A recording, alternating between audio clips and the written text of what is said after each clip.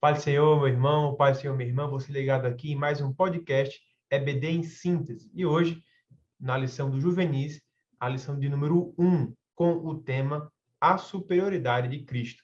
Estou aqui com a professora, a irmã Priscila. Paz do Senhor, irmã Priscila, tudo bem com você? Paz do Senhor, tudo bem, graças a Deus. Amém. A irmã Priscila, ela hoje vai estar conosco na gravação desse podcast sobre a lição 1 do terceiro trimestre de Juvenis.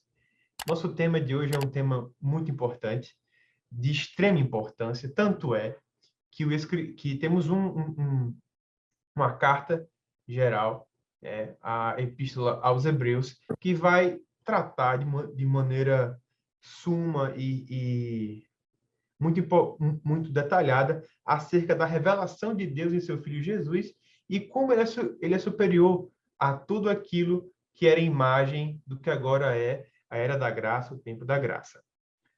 Irmã Priscila, fale quem você é, de onde você veio, suas qualificações, etc., que eu sei que você tem muitas. Então, irmãos, a paz do Senhor, eu acredito que o mais importante, né, eu sou filha de Deus, amada. Amém. O Senhor me deu a oportunidade de me formar em Ciências da Religião pela UERN. Logo após, fui para o projeto Campos Brancos, um projeto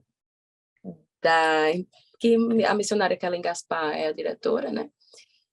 Passei um ano nessa escola de missões e logo após eu passei 3 anos no campo missionário no Piauí. Em 2021, voltei, fiz pedagogia, né, também, comecei uma especialização em psicopedagogia e estou fazendo agora teologia, o básico da teologia, né, o médio, o curso médio, teologia pela STADEB. Glória a Deus. Muito bom, glória a Deus. Então, eu estou aqui com a missionária. E eu fico muito feliz. Também. Professora missionária, uma benção. Pedagoga, glória a Deus. Meus irmãos, nossa leitura de hoje, a leitura bíblica, a leitura bíblica em classe, ela se encontra em Hebreus, capítulo 1, versículo do 1 ao 6. Tá certo? Para não perder tempo, você pausa o vídeo, faz essa leitura. É muito importante para que você entenda os pontos principais do que estamos tratando aqui nessa lição. Mas o nosso versículo-chave, a gente vai ter que ler. Havendo Deus antigamente falado muitas vezes e de muitas maneiras aos pais pelos profetas, a nós falou-nos nestes últimos dias pelo Filho, Hebreus capítulo 1, versículo 1. Meus queridos, oi. Desculpa. Só para enfatizar, né, a primeira lição da temática do juniores, né, juvenis, conhecendo os fundamentos da fé cristã nas epístolas gerais. Acredito que é muito importante, e o autor, o comentarista da lição, ele coloca até na primeira parte dessa lição número 1, a importância do relacionamento com Deus, né? É Então, verdade. hoje nós estamos vivendo, infelizmente, muitos estão se desviando, né? Estão na igreja, mas não tem um fundamento bíblico, não tem um fundamento da sua fé cristã, e quando chega na escola, na faculdade, eu digo até mesmo dentro do ensino médio, né? No ambiente escolar, eles não sabem defender a sua fé. Então, assim, o professor, você está tendo a oportunidade de ser essa pessoa, né, que vai passar de fato um fundamento. Então, você precisa desse fundamento também, ter um relacionamento com Deus, né? Com certeza. Tem que Enfim. estar, como fala esse título um desses subtítulos principais que divide a nossa lição. Não sei se você já parou para ver, professor, mas a sua lição de professor, ela tem alguns subtópicos interessantes.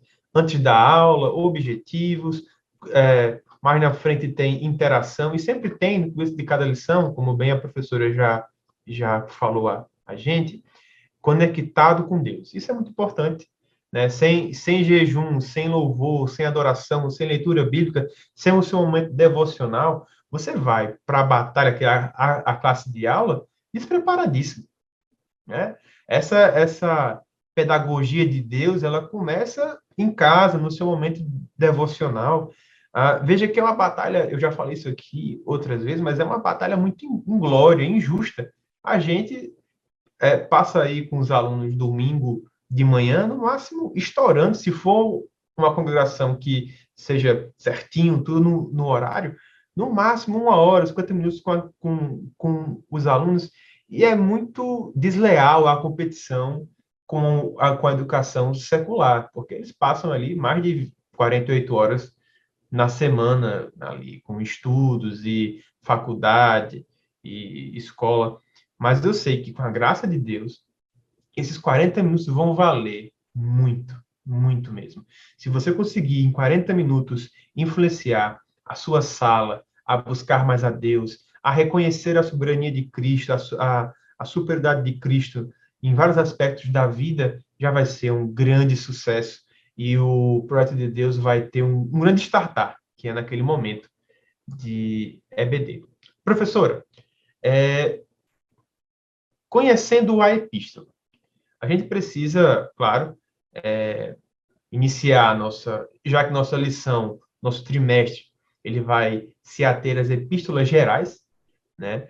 Queria que você nos informasse o que é isso. O que é que o professor que está em casa, o aluno que está em casa, pais que eu sei que assistem também nosso podcast, o que é que eles, o que é isso? O que são epístolas gerais? São as epístolas que foram escritas para as igrejas, não é isso?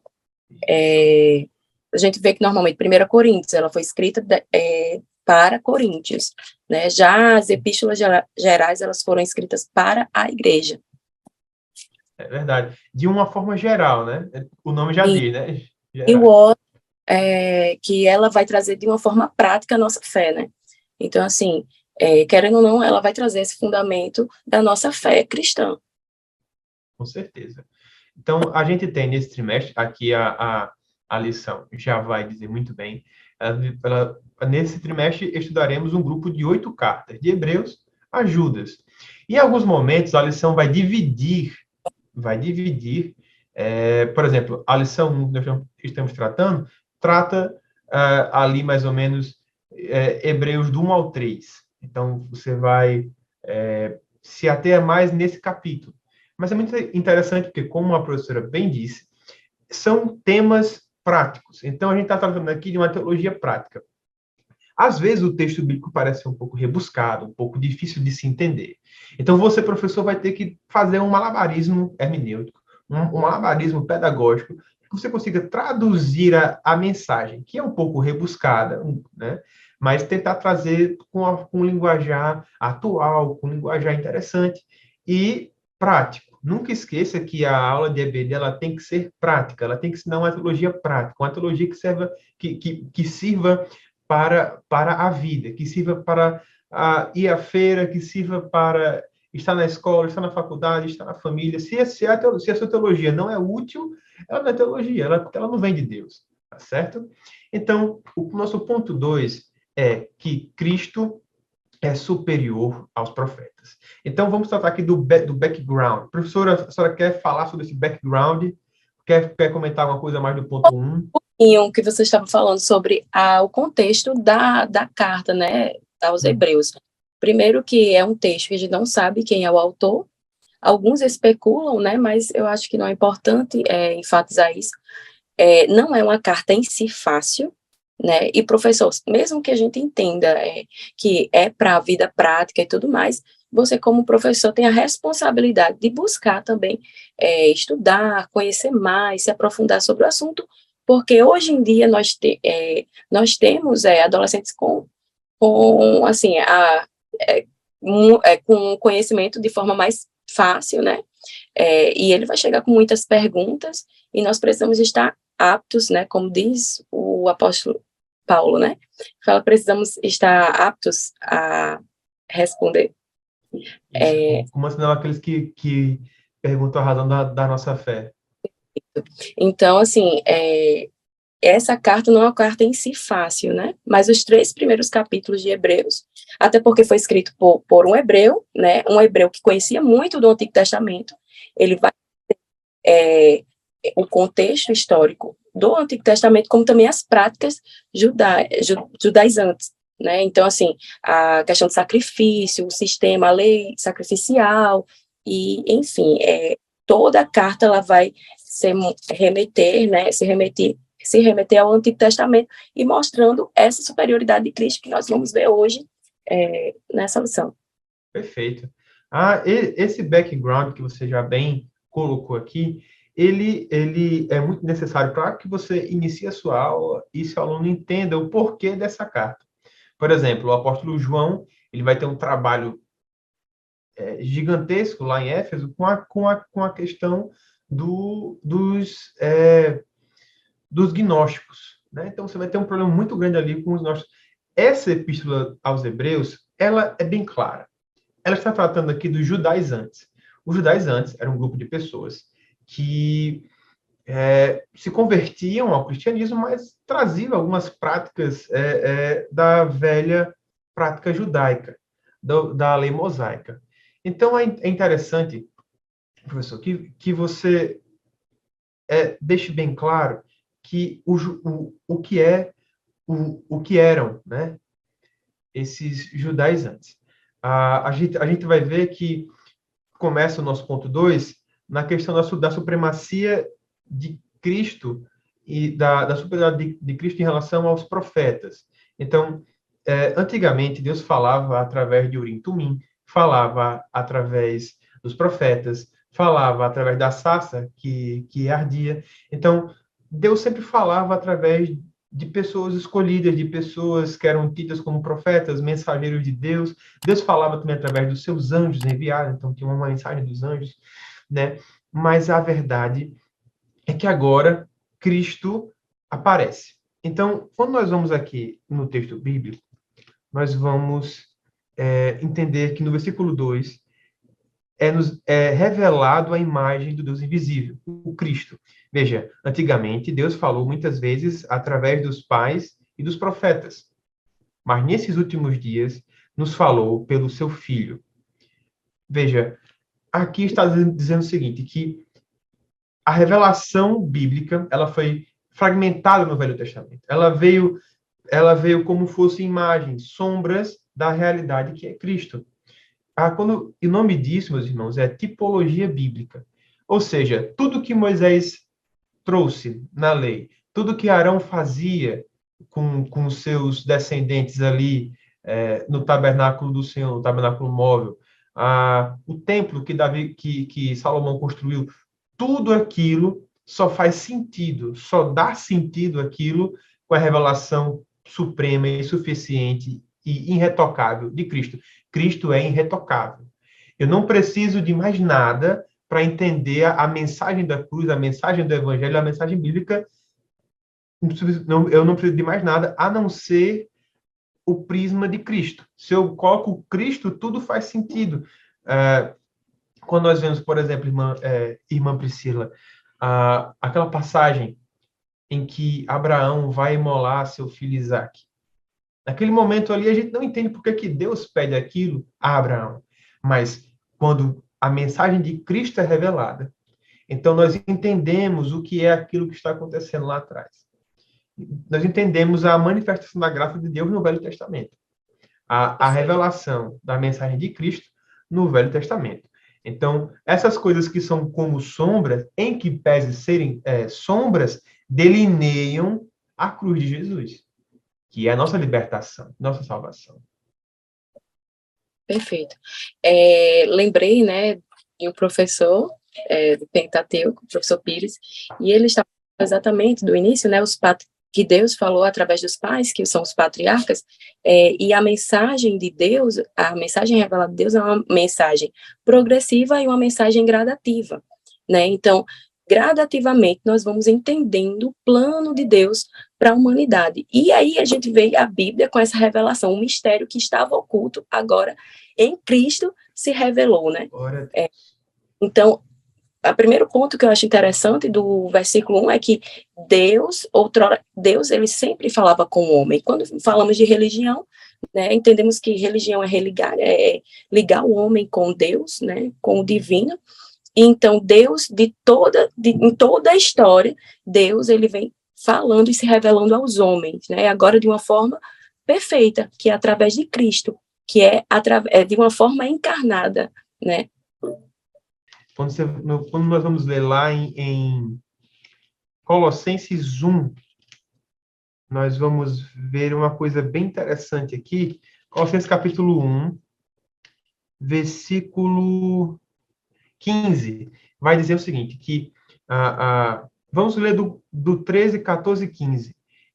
A excelência da pessoa e a obra de Cristo, lá em Colossenses 1.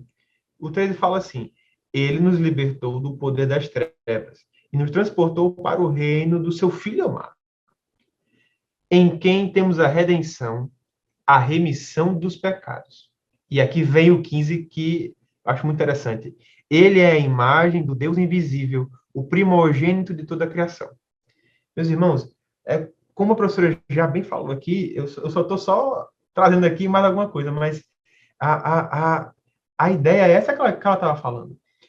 É o Deus que era conhecido pelo fogo, pelo vento, pelo obras de poder, ele vem agora em forma da imagem revelada do Deus invisível. O Deus que é homem, ou o homem que também foi Deus. Né? O Cristo Jesus. E se isso não mexe com você, eu não sei o que mais pode mexer. Porque aqui a gente vai... Olha, só desse tema aqui dá para a gente falar por que Deus fez isso, por que ele me amou desse jeito, por que não fez de outra forma. Olha, a gente a gente tá falando aqui do Deus que teve que aprender a andar, Deus que teve que aprender a falar, Deus que teve que aprender em obediência, né? Então, assim, nós vemos um Deus humilde, um Deus que sofre, um Deus que realmente... E esse é o Deus do Velho Testamento? Sim, é esse o Deus do Velho Testamento. Um Deus que expressa o seu amor e sua supremacia e sua excelência no seu Filho. Né? Quando vamos aqui voltar para Romanos 1, para Colossenses 1, ele diz o que também? Que, pois nele foram criadas todas as coisas nos céus e da terra, as invisíveis e as visíveis e as invisíveis, sejam tronos, soberanias, principados ou quer potestades. Tudo foi criado por ele e por meio dele. Então, aqui no começo, a gente já começa logo dizendo que ele é Deus, né? Mas vamos seguir nossa lição, que eu acho que o meado dela é muito interessante.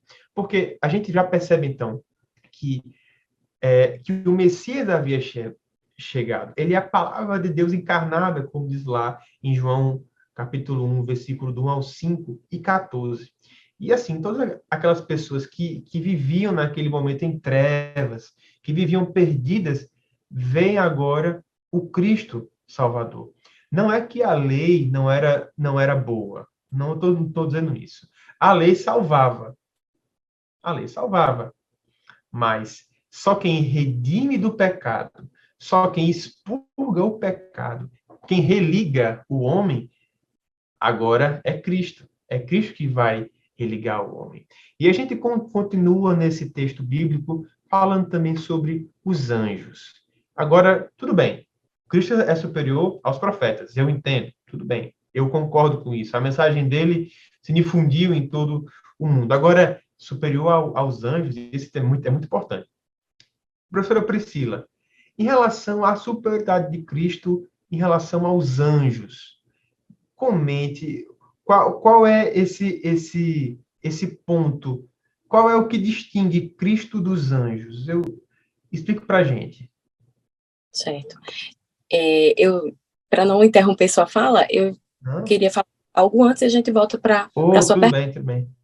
Pronto. A gente precisa lembrar desse contexto, né, esse pano de fundo que os hebreus estavam escrevendo. Eu acredito que quando a gente entende um pouco desse Antigo Testamento, ainda mais é como o professor falou agora, né, como o Reinaldo falou agora, que quando você vê que o Senhor, que era uma teofania, era uma representação de Deus, toda a questão simbólica, né, daquele povo e tudo mais, a gente precisa entender que esse judeu, ele tinha muito medo de se aproximar de Deus, né? Só você vê quando Moisés chega até Deus, e aí o Senhor fala que quem via ele face a face morria, né? Em Êxodo vai falar. Nós vemos também que Manoá, quando ele se encontrou com o anjo do Senhor, ele falou, olha, vamos morrer, porque ver Deus era algo muito perigoso para eles. Então, o dia da expiação, né, constituía a grande data do culto judeu. Era o único dia em que o sumo sacerdote entrava no Santíssimo, onde se considerava que habitava na presença de Deus. Eles consideravam que habitava na presença de Deus. Ninguém jamais entrava ali, a não ser o sumo sacerdote. E este somente nesse dia. E a gente vê que em Hebreus capítulo 10, ele vai falar sobre o sumo sacerdote que é Cristo, né? Isso aí vocês vão ver mais na frente. Mas para a gente entender que esse judeu, ele via esse Deus dessa forma, né? E agora, como o irmão, complementando o que o irmão falou, agora ele vem como uma criança, né? O Deus que criou todas as coisas. Mas ele, mais à frente, ele vai falar sobre essa superioridade de Deus, né? Que foi a sua pergunta. Qual a diferença, né? Da diferença dos anjos para Deus, para Cristo, né? Cristo. Primeiro que ele é Deus, né? Ele criou todas as coisas. Outras religiões colocam esses anjos como algo, né, que é superior a Cristo. A questão do adventista, não é isso? Que vê esse anjo, a gente vê também como Anjo da guarda, né? Inventa muita coisa. Ele fala. Outra coisa também que eu lembrei é o islamismo, né? Maomé recebeu uma revelação de anjos. E aí a gente vê o apóstolo Paulo falando que se recebermos qualquer outra revelação, que não seja a revelação da palavra de Deus, que não seja a revelação de Cristo, que seja anátema. É interessante que você falou do adventismo, né? Que a gente tinha conversado até antes. Eles creem, por exemplo, é muito bom desmistificar algumas coisas. Você disse no começo que tem muitos adolescentes que já têm acesso à informação, eles conseguem, mas também tem adolescente que, embora tenha acesso à informação, não busca, e aí qualquer evento de doutrina estranha, né, irmã Priscila, leva o cara, chega um adventista, carrega ele para a seita dele.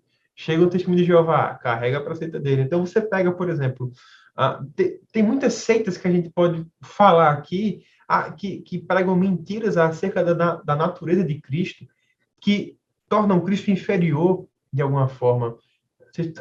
O Adventismo, por exemplo, prega que Jesus e o apóstolo Miguel são a mesma pessoa. Professor, isso é terrível.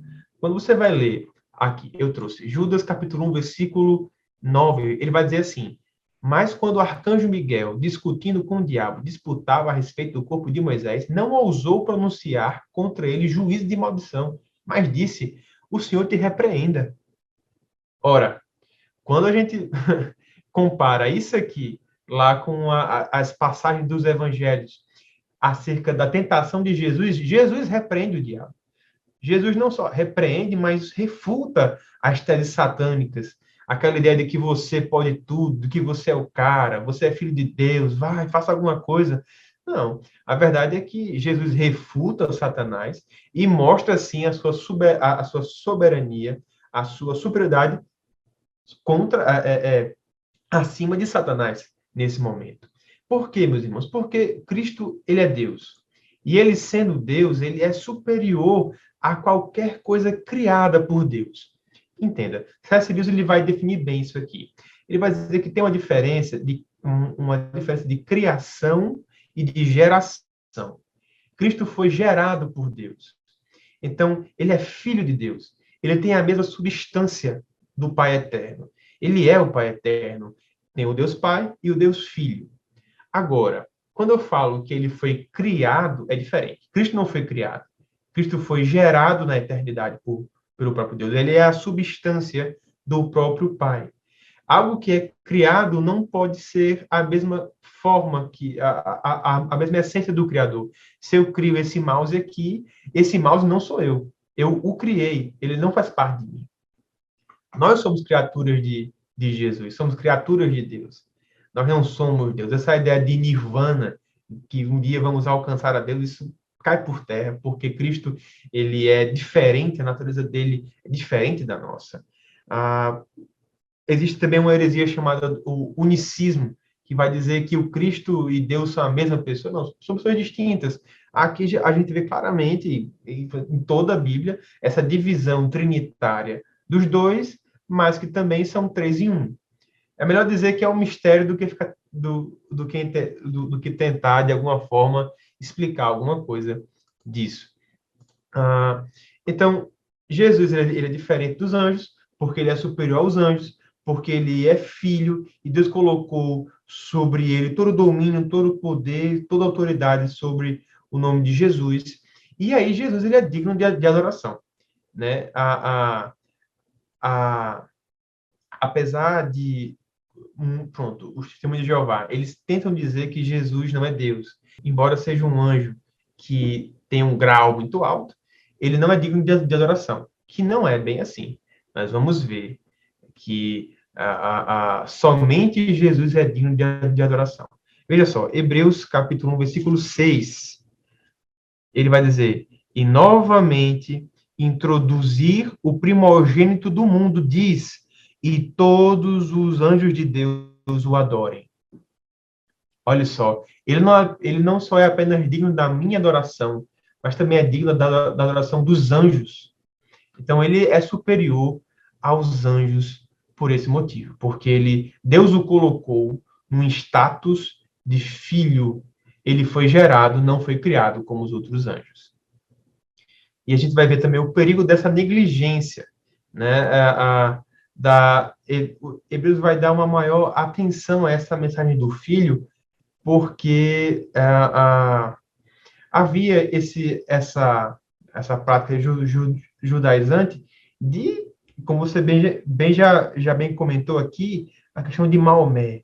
Maomé, ele veio depois da fundação do cristianismo, com a morte de Jesus. Então, essa prática de enaltecer a angiologia, né, das coisas é um pouco temerária. Hoje você vai ter gente que, você já bem colocou aqui, irmã Priscila, que tem totem de anjo, anjo protetor, anjo guardador, anjo do casamento, anjo do não sei o quê, quando na verdade o que importa é ter o anjo do Senhor à nossa porta, não é? E aí nós temos um outro ponto, que esse aqui é bem importante, tá certo? Que é o Cristo superior a Moisés. Meus irmãos, para um judeu é muito difícil você chegar para ele e falar isso, né? É muito complicado, porque para ele, Moisés é o mensageiro de Deus por excelência, não existe nenhum profeta maior do que Moisés, não existe nenhum sacerdote que viveu, que, embora participe do cerimonial do holocausto, não é maior do que Moisés, aquele que trouxe a mensagem. E chegamos no nosso ponto 4. Cristo é superior a Moisés. Então, professora, eu queria entender também, como assim, superior, a gente já viu que ele é superior aos anjos, superior a tudo que aconteceu no Velho Testamento, né? Mas explique para nós essa superioridade a Moisés. É algo cultural dos judeus? Essa é a relação disso? Sim, é como você falou, né? Comentou. Moisés era o grande profeta, né? Então, assim, para um judeu falar que Cristo ele era maior do que Moisés, né? Tanto que fizeram essa pergunta a Jesus. Alguns dizem que você é Elias, né? Enfim, eles trazem isso mostrando como, você é um profeta, você é um grande profeta, e quando a gente vê aquela declaração de Pedro, né? Tu és o Cristo, o Filho do Deus vivo. Então, assim, e essa declaração é de suma importância para o cristianismo, né? Que ele é o próprio Deus. Então, Cristo, ele é superior a Moisés, lembrando que ele é o Senhor, que ele é o Criador, né? Basicamente. E é interessante também, porque, veja, ele coloca ele coloca Jesus como sumo sacerdote no capítulo 2. Ele coloca a superioridade de Cristo sobre Moisés depois. Ele primeiro fala sobre os anjos, né? Então, veja como é interessante. Ele poderia ter falado só que é superior aos anjos, e ele também ficava superior também a Moisés, de alguma forma. Mas ele toca nesse ponto de falar sobre Moisés. E por quê? Aí a gente volta para o nosso tema inicial dos judaizantes. Era necessário que quem escreveu essa epístola, que ele comentasse acerca da superioridade de Cristo sobre Moisés e sobre a sua mensagem. Porque, sim. Não, eu estava lembrando aqui, né, quando falou dos anjos, que todos os versículos que ele vai colocando, do versículo 5 até o último versículo 14, na verdade o 13, ele vai trazendo esse respaldo do Antigo Testamento. Sim. Então ele vai mostrar, dando base, dando força ao que ele estava falando sobre essa superioridade de Cristo aos anjos, né? Então, que a própria palavra, a própria trazia. Então, aí ele chega no capítulo 2, né, para trazer o perigo dessa negligência de não compreender quem é esse Cristo. Perfeito. Perfeito. A gente vai encontrar várias passagens que são escritas aqui em Hebreus 1, a gente vai ver em Colossenses 1 também são repetidas, porque, na verdade, todas elas estão se referindo, por exemplo, o Salmo 110. Muito dele está aqui, escrito aqui. Isso é muito importante porque gera essa identificação cultural. Os salmos eram cantados para as crianças e para os adultos e para os idosos. Então, todo mundo que lesse a epístola aos Hebreus, ou que escutasse as palavras aqui ditas, eles iam entender, olha, ele está falando do Messias. Ele está falando de alguém que é superior aos profetas, alguém que é superior à mensagem mosaica, alguém que é superior à lei. Então, quando eu falo que Cristo é superior a Moisés, eu estou dizendo que, através de Cristo, a lei, que antes era uma obrigação que salvava o homem, agora ela é removida e eu tenho a lei em carne. Eu tenho a palavra de Deus em carne viva e que padeceu por mim, que cumpriu toda a justiça de Deus, né? E que pesa, então, toda a honra e, claro, todo o respeito, né, que nós devemos ter em consideração ao grande homem de Deus, Moisés, mas Cristo, ele é superior a Moisés. Então, isso é um choque para aquelas pessoas que acreditam que o ritual da lei mosaica é superior a Cristo. Quando o escritor aos Hebreus escreve isso a nós, ele só quer dizer o seguinte, olha, o ritual que é feito pelos filhos de Arão, que é feito a comunicação que havia com Moisés ali, as tábuas da lei, tudo isso é substituído por Cristo. Veja, a Bíblia fala o seguinte, sim. Lembrei da passagem que o próprio Cristo, né, em Mateus, no Sermão do Monte, ele vai falar lá em Mateus capítulo 5, versículo 17, né, que ele não veio revogar a lei e os profetas, não vim para revogar, vim para cumprir. E aí ele vai trazendo, né, as leis, né, e ele dizia, eu digo mais, né, então assim, ele não veio para anular o que o próprio Deus já tinha estabelecido, mas ele veio para cumprir essa lei e para nos dar a oportunidade de viver através dessa graça, né? A graça. A lei funcionava, é verdade. Isso. A lei funcionava, mas a lei salvava as pessoas do inferno, ou seja, do Sheol, vamos dizer assim, que seria o inferno no Antigo Testamento. Mas a remissão dos pecados, a libertação dos pecados é somente feita em Cristo. Tanto é que, após que existe a famosa doutrina do estado intermediário da alma, professor. Quando Cristo ele padece e ressurge dos mortos, ele vai até o Sheol, resgata as almas que dormiam no seio de Abraão e leva para o paraíso, para o céu. Então, com Cristo temos a remissão dos pecados. Então, temos o abandono das práticas pela substituição do cumprimento da lei, que é a graça, que é o perdão e o amor de Deus carregado no seu Filho. Veja, Arão e seus filhos, eles são representantes do pecado. Mas Cristo, lá no capítulo 4, ele representa o sumo sacerdote, ele é superior também a Arão. Então, Cristo ele é nosso verdadeiro sumo sacerdote, representante sem pecado e substitutivo. Ele substitui o sacrifício. Veja como ele é superior a Moisés. Moisés, a Bíblia fala que ele é o servo na casa de Deus, mas Jesus, o Filho, é superior a Moisés. Por isso que Jesus é o Filho sobre a casa de Deus. Então, é ele que dá sentido, ele que dá realeza à casa de Deus.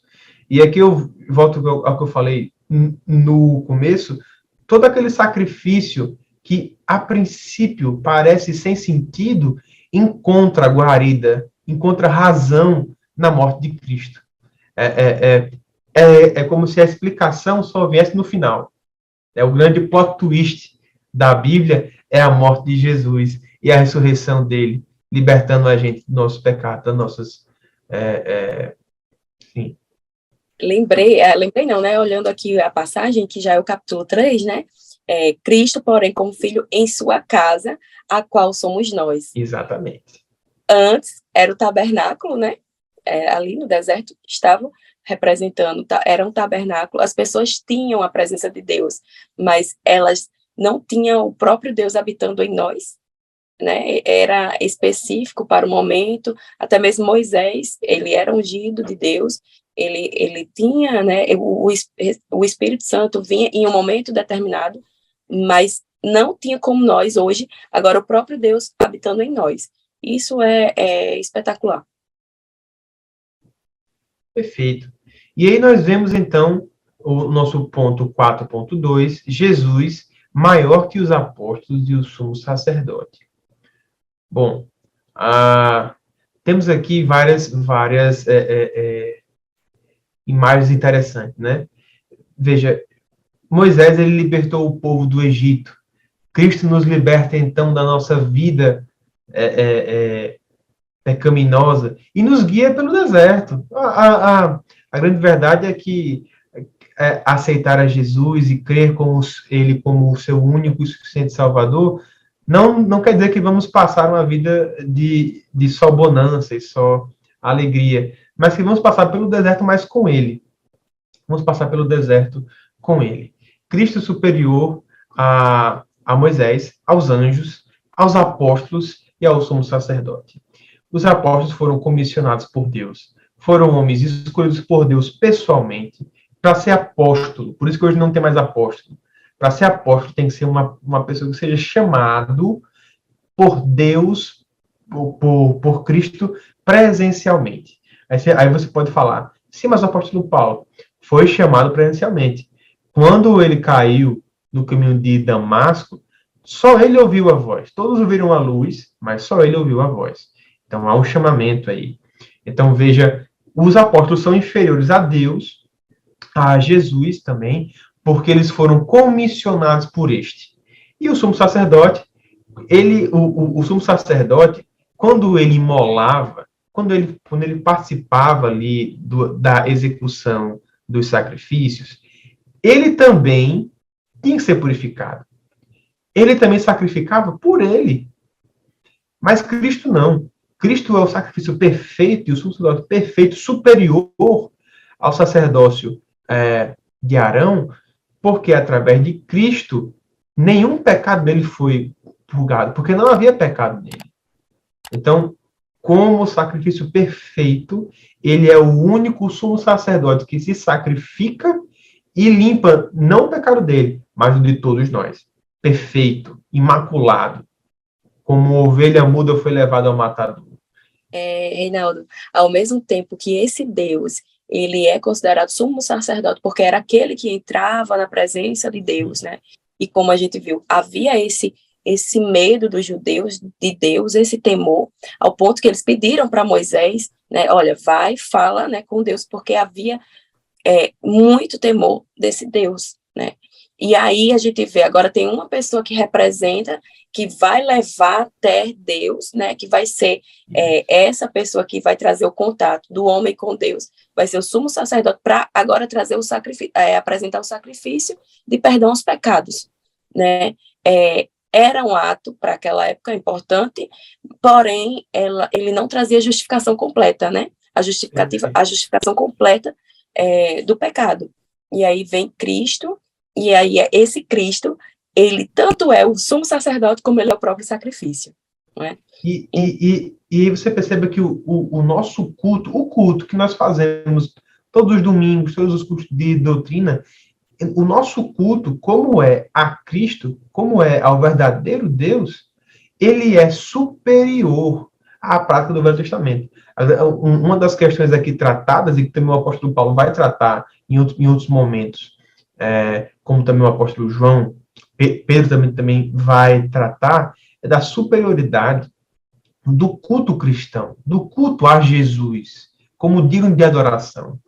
Porque não somente a superioridade de Cristo acima da mensagem mosaica, mas também do culto mosaico. O ritual não é mais necessário. O apóstolo Paulo vai falar, por exemplo, da circuncisão do coração. Então, veja, aquelas práticas do Antigo Testamento agora não valem mais. Então, a epístola aos Hebreus é um bom começo para quem quer sair do Antigo Testamento para o Novo Testamento. Porque você vai ter uma boa introdução de quem é Cristo como Messias e as suas qualificações de superioridade. Estava vendo aqui, né, a passagem, isso é importante, porque a gente precisa entender que, como ele falou, quando ouvis a minha voz, não endureçais o vosso coração. Então, assim, aí o versículo 14, porque nos temos tornado participante de Cristo, e se de fato guardamos firme até o fim a confiança que desde o princípio tivemos.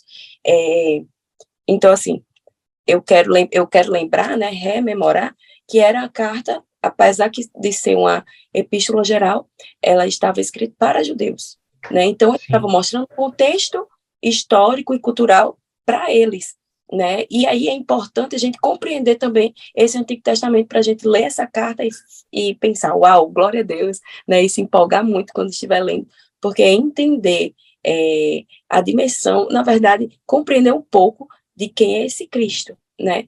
No qual nos foi revelado agora, a partir do Evangelho, né? A partir de Cristo mesmo, encarnado.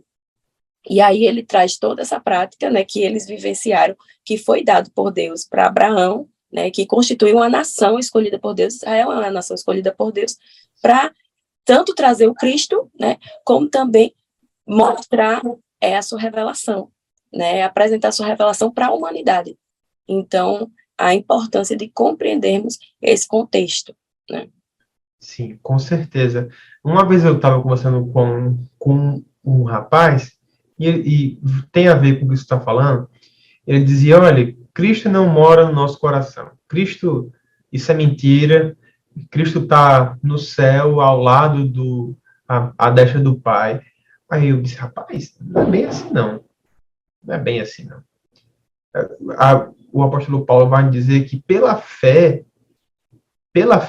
Jesus Cristo habita em nosso coração. Então, casa com o que você disse, que agora nós somos o Israel espiritual de Deus, né? Nós somos o tabernáculo. Então, nós temos que prestar aquele culto que era prestado com sangue, com carne, com fogo. Agora o sangue, o fogo tem que arder em nosso coração. Agora a gente precisa buscar a Deus pelo coração, não mais pelas nossas obras, né? As obras não salvam mais ninguém. E, sim? O último versículo do capítulo 3 vai falar exatamente sobre essa incredulidade, né? Que o povo, eles não entraram por causa da incredulidade, versículo 19 do capítulo 3. Então, essa questão da incredulidade, até hoje, nós precisamos confiar e compreender o ministério de Cristo na Terra. Perfeito. Né? Isso tem aplicação em tudo. Você vai, por exemplo, no culto. Um culto que não é centrado em Cristo não é um culto. Um culto, um evento, enfim, que não traz a mensagem de Cristo, que o foco não é a busca, o ardor, o queimar do coração, o sacrifício espiritual a Cristo, a Deus, ele não é válido. Porque qualquer coisa que manche, que empurre o lugar de Cristo alguns centímetros para a direita ou para a esquerda, não é um culto. Veja, assim, o mesmo rigor, a mesma reverência que nós vemos ali, e veja por que a lei ainda é importante para a gente como imagem, como exemplo, como princípio a ser seguido, porque a mesma reverência que aquele povo tinha naquela época, na época da lei mosaica, nós temos que ter também hoje. Temos que ter a mesma reverência, mas agora com o culto cristão, com o culto do coração, o culto que é entregue pela adoração a Deus. E aí nós chegamos na nossa grande premissa. Interessante que nós começamos com a ideia de que ele é Deus e terminamos com a ideia de que ele é Deus, né? E aqui, meus amados irmãos, esse podcast, aliás, todos os podcasts que são aqui ministrados no canal da EBD em Síntese, no canal da EADR, todos eles não são nenhuma novidade. Quando você vê alguma coisa assim, novidade, é porque pode estar errado. Quando você vê alguma coisa que é muito extravagante, uma teoria cabeluda, dizendo que Cristo é aquilo lá, tá muito errado. Tudo que foge das 4 linhas da Bíblia, tudo que foge do campo bíblico é perigoso. É muito perigoso. E aqui eu aconselho que vocês leiam, um bom livro, é a Declaração de Fé da Assembleia de Deus. Né? Nós cremos na deidade absoluta de Jesus. Ele é a substância do próprio Pai.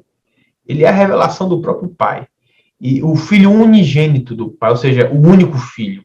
O único que tem a mesma natureza do Pai. Eu ia falar sobre essa importância, né? Nós precisamos compreender como assembleanos a nossa declaração de fé. Né? E por isso que existem muitos que vão por ventos de doutrinas, né? Por não compreender a sua teologia, de fato, é uma teologia bíblica. E você falando sobre essa questão dessa grande, que é o ponto 5, né? A premissa de Cristo, que ele é Deus, lembrar de que nós não precisamos de algo muito grande para falar. A gente precisa ser simples no nosso falar, né? Eu lembro de algo que Deus ministrou no meu coração no campo missionário e que me marcou muito, porque eu buscava, como a gente tinha sempre esse contato com os alunos, né? Segunda, quarta, sexta, eu ficava preocupada de pensar, poxa, Deus, eu preciso de um método novo, Senhor, me traz um método novo. E eu orava por isso, né, por metodologia, por recursos visuais, como é que eu poderia fazer algo para chamar a atenção da criança. E o Espírito Santo ministrou naquele momento no meu coração que o que era mais importante, a metodologia mais importante era queimar por ele. Era amar Jesus ao ponto de que outras pessoas pudessem amar Jesus. Então, quando nós aprendemos, né, compreendemos o que a Bíblia, as Escrituras diz, nós não vamos nos simplesmente sair por aí acreditando em profecias que não são bíblicas, né? Em que um anjo está aí, o anjo tem uma bandeja, enfim. E algo do que tem um anjo com um caderno, um anjo com a bandeja, um anjo... Você não precisa disso, você tem o Espírito Santo e você tem um Cristo, né? O sumo sacerdote, que ele entrega por você, por nós. É verdade. O ouro caindo do céu. Você não precisa de ouro, você precisa de Cristo. Tem o evangelicalismo e tem o angelicalismo. Né? A ideia de que os anjos, eles atuam de forma... Olha, é muito complicado, porque você veja, raramente são os momentos em que aparecem anjos. E são momentos sublimes, momentos de muita glória, de muito poder. Então, assim, se você vê um anjo um tempo todo, eu acho que, assim, meio que banaliza a solenidade de um momento como esse, né? E veja, com o advento da graça, o acesso a Deus, ele é muito claro, é muito direto, você não precisa de muito esforço para conversar com Deus. Se você no elevador, você dirigindo, você pode orar, você pode conversar com Deus, falar com Ele. Quantas orações não são respondidas? Orações curtas, as orações curtas são as mais genuínas. É a oração do ateu, né? A oração quando o avião está caindo. A oração dele vale mais do que muito crente aí que ora 1 hora. Aquela oração assim que, né, que puxa, que vem da sua inteira, da sua alma. É isso mesmo.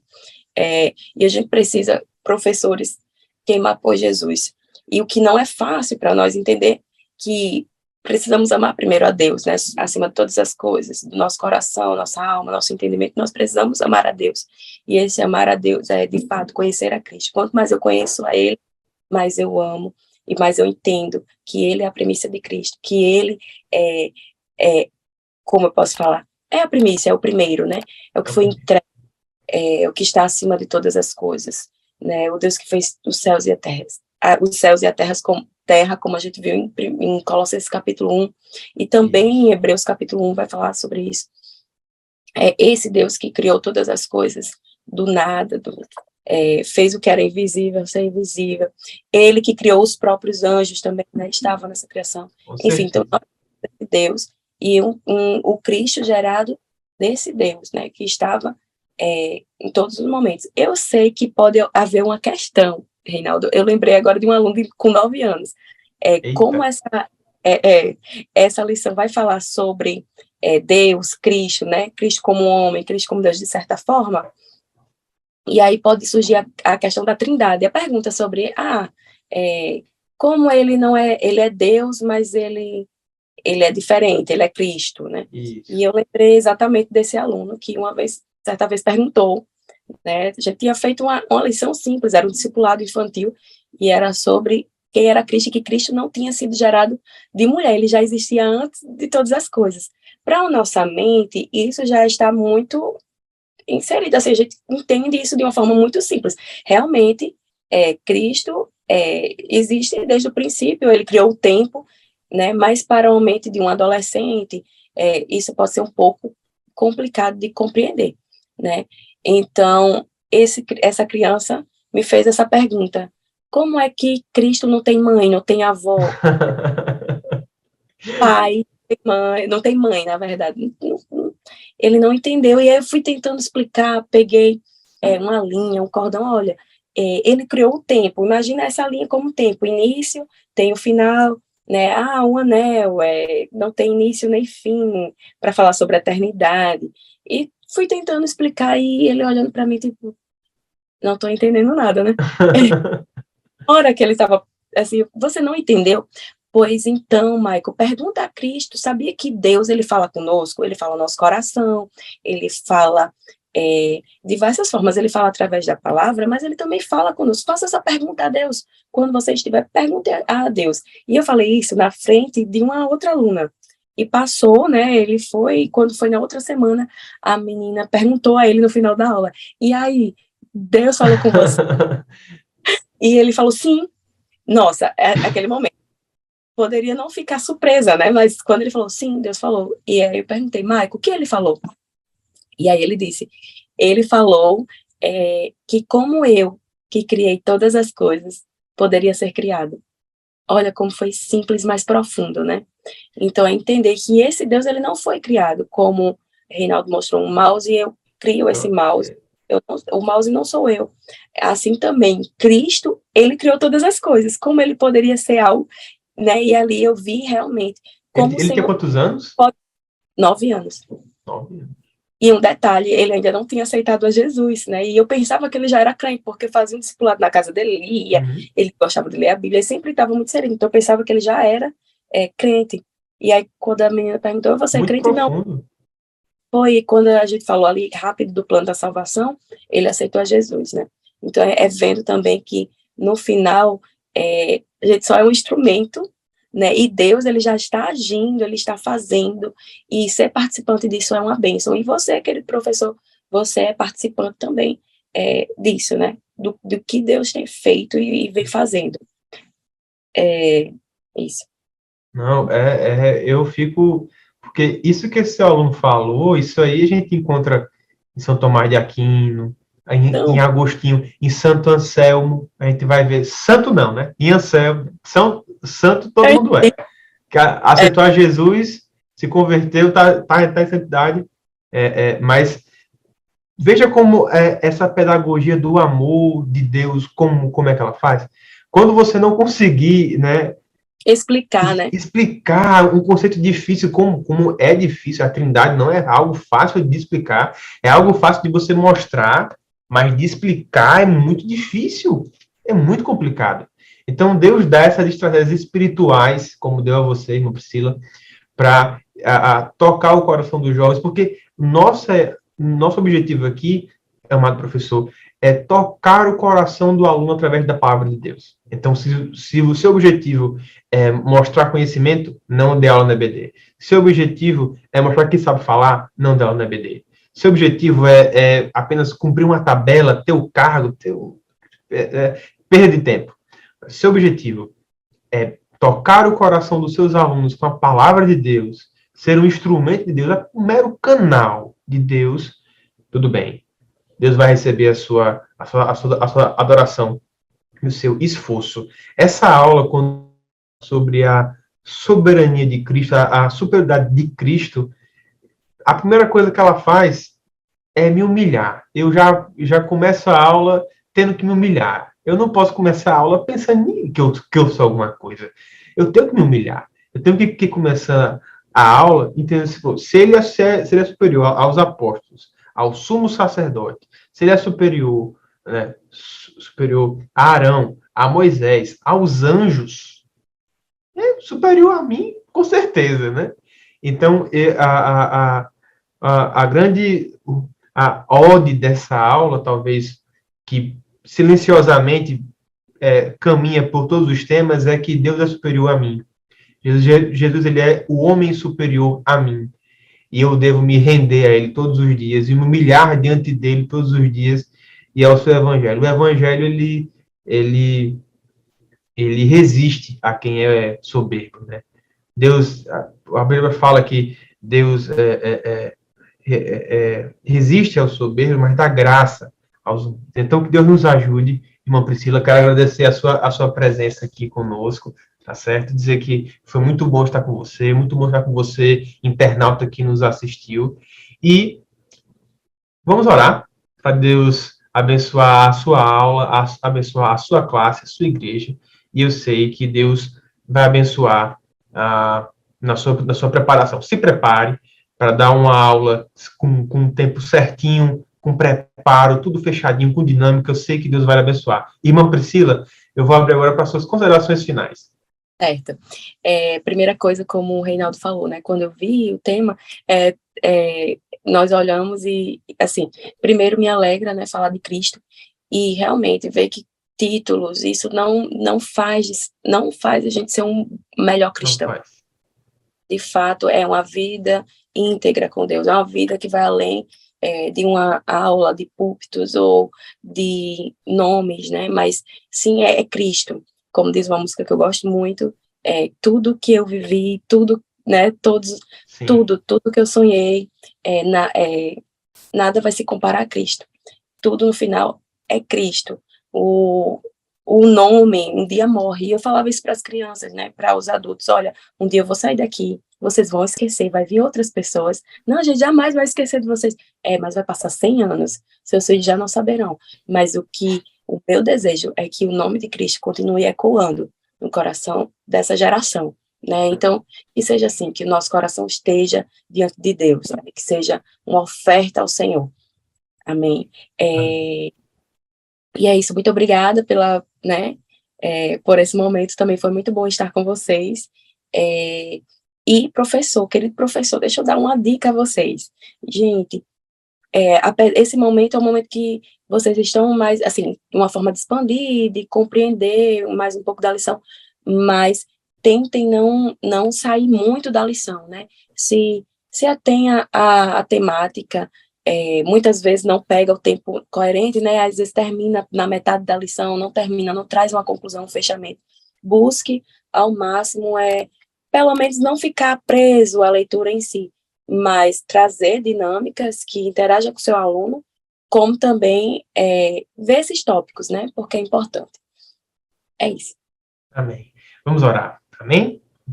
Amém. Senhor Deus amado Pai, estamos aqui, Senhor, na tua presença, para te agradecer por esses momentos que passamos aqui, Senhor, buscando mais de ti, compartilhando, Senhor, do teu conhecimento, das coisas de Deus, através da internet, Senhor. Abençoa cada professor, cada família que está por ele representada, Senhor, e seus alunos também.